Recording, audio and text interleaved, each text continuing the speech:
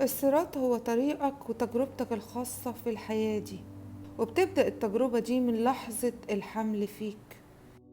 والمستقيم هو ان تكون تجربتك دي على مراد الله وزي ما فهمك وعلمك. اذا الصراط المستقيم هي تجربتك الشخصية وسعيك لله من الولادة وحتى الوفاة. وهل سعيك ده كان لله او كان لنفسك او للناس؟ بيبدأ الصراط من أول يوم تتولد فيه مرورا بكل مراحل حياتك، ودي تجربة عظيمة عليك الانتباه لنفسك فيها كويس جدا.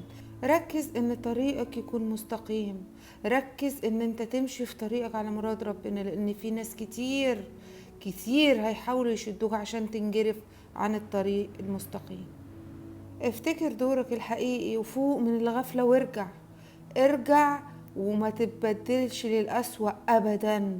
اوعى يشدوك عن الطريق المستقيم فتضيع ويضيع الطريق وتتبدل لشخص تاني تكرهه وتبطل تعرفه. في بعض العلامات هتقولك ان انت على الطريق الصحيح. من اهم العلامات دي انك تكون عارف ومتأكد ان ربنا موجود وبحثت عنه وعرفته بنفسك. وبعدين انك توحد ان مفيش اله تاني اللي هو في قلبك، اله واحد احد. العلامة التالتة ان التجربة دي تجربتك انت الفريدة.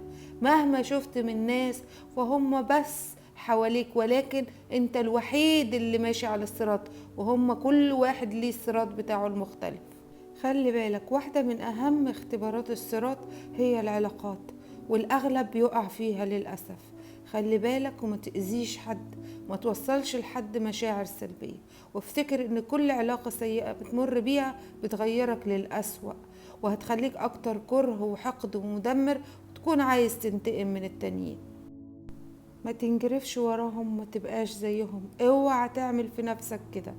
البعض من الناس هيزرع فيك الرحمة والتسامح والحب والألفة، والبعض الآخر هيدمرك بكل الأشكال.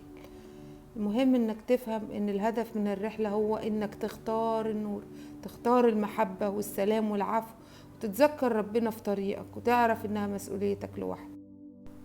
وعليك ان انت تفهم ان الطريق طريقك لوحدك وعليك تركز فيه، والنور هو في نهاية الطريق لو انت مشيت على مراد ربنا سبحانه وتعالى.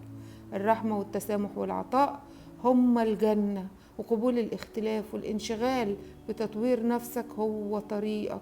خلي بالك، ارجع للطريق وابدأ من جديد، دلوقتي عندك وقت.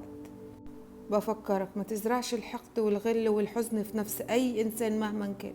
دي مسؤوليتك مش مسؤولية حد تاني، عشان ربنا سبحانه وتعالى هيحاسبك على ده. وده باختصار الصراط المستقيم. الصراط المستقيم مش مكان غيبي، الصراط المستقيم في قلبك واللي بتزرعه في قلوب الناس. فشوف انت بتتصرف ازاي، بتتكلم ازاي، بتتعامل ازاي، هتفهم ان كنت على الصراط او ان جرفت عنه. وتذكر يا عزيزي، الناس مش هم السبب اللي بيطلعوا اللي جواك، السبب ان انت لازم تغير اللي جواك.